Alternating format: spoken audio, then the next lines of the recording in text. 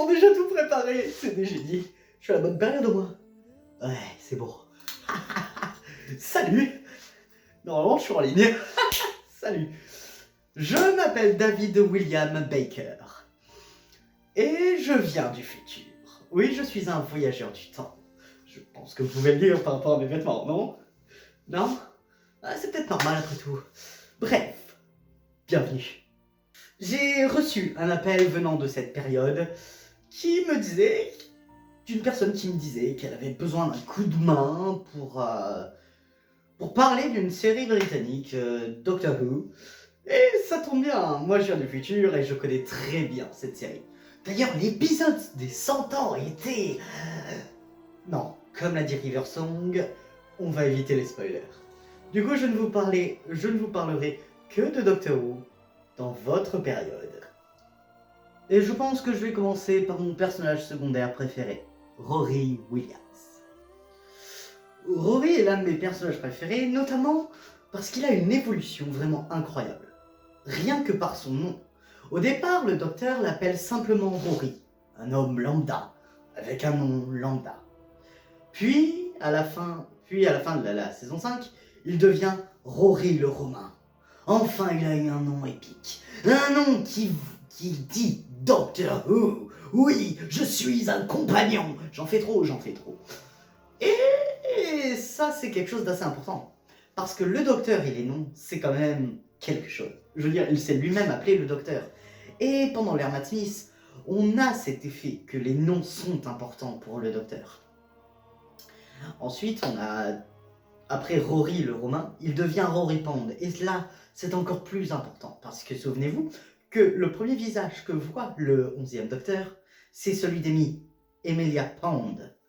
Et donc, appeler Rory un Pond revient à lui faire comprendre qu'il est de leur famille dorénavant. D'ailleurs, il n'y a pas que les noms qui sont importants dans ces saisons de Doctor Who, mais aussi les tenues. Je veux dire, on a affaire à un docteur qui a un nœud pape. Et les tenues de Rory changent énormément. Dans le tout premier épisode où on le voit, il est dans sa tenue d'infirmier, un infirmier lambda. Il est vraiment lambda. Et ensuite, il a sa tenue avec sa chemise à carreaux et son manteau sans manches. Et c'est une tenue qui n'est pas sans nous rappeler la tenue qu'a son père dans la saison 7.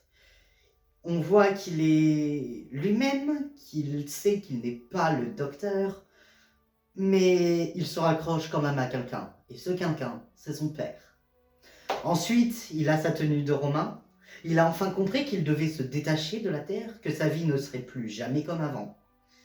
Mais elle est rattachée à quelqu'un d'autre, le docteur. Et au début de la saison 7, il est vraiment lui-même. Il a une tenue qui lui est propre. Il n'a plus la tenue qui ressemble à celle de son père. Il n'a plus une tenue qui lui rappelle le docteur et ses nombreuses morts. Et il est lui-même. Il a pu s'émanciper du docteur et de sa vie qu'il avait avant le docteur. Il est lui, celui qu'il devait être, celui qu'il est.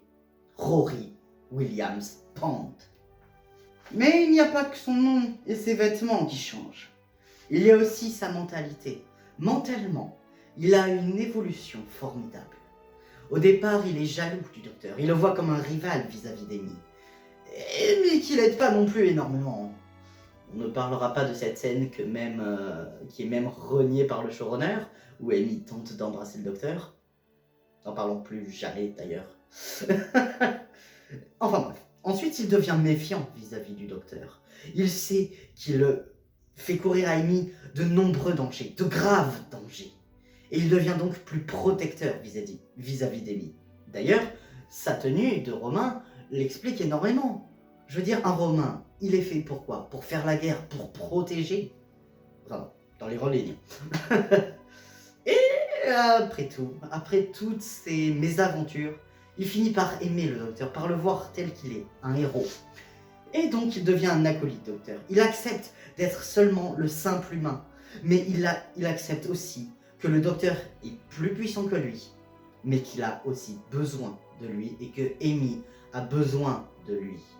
Il est plus sûr de lui et il part de son plein gré dans les voyages du docteur, bien qu'il soit tout aussi dangereux. D'ailleurs, la dangerosité est quelque chose de très important pour ce personnage. Rory est celui qui meurt encore et encore et encore. Et c'est assez important, parce qu'il a plusieurs morts, mais qui sont importantes. Au départ, il meurt avec les Siluriens, et Amy l'oublie, mais le garde au fond d'elle. Il meurt ensuite de nombreuses fois dans le Tardis. On a l'impression qu'il est mort, alors qu'en fait il n'est pas mort. Il arrive toujours à revenir. À revenir pour qui? Pour Amy. Parce que Amy est son monde à lui. Et ces morts, même si elles sont tristes, même si elles sont déchirantes, font avancer Amy, qui se rend compte d'à quel point il l'aime, se rend compte d'à quel point il est là pour elle. Et l'épisode où il ne meurt pas, mais où il n'est pas avec Amy, le choix d'Amy, Amy devient, eh bien, une ennemie en quelque sorte. Rappelez-vous, Amy devient plus vieille et en veut au docteur et à Rory de ne pas être venu la chercher. Alors, ce n'est pas leur faute, mais on voit qu'elle a de la rancœur. Et c'est quand Rory revient que petit à petit, elle leur pardonne, que petit à petit, elle redevient l'Amy qu'elle était. Rory rend Amy heureuse et l'évite de sombrer dans la mélancolie et dans ses retranchements.